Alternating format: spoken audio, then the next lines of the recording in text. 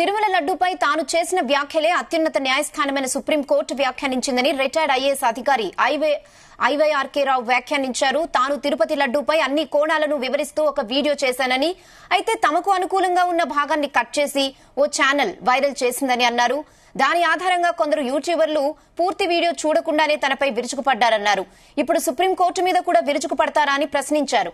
వాళ్లు చెప్పదలుచుకున్న వరవడికి అనుకూలంగా అందరూ మాట్లాడాలంటే కుదరకపోవచ్చంటూ ఐవైఆర్కే రావు వరుస ట్వీట్లు చేశారు.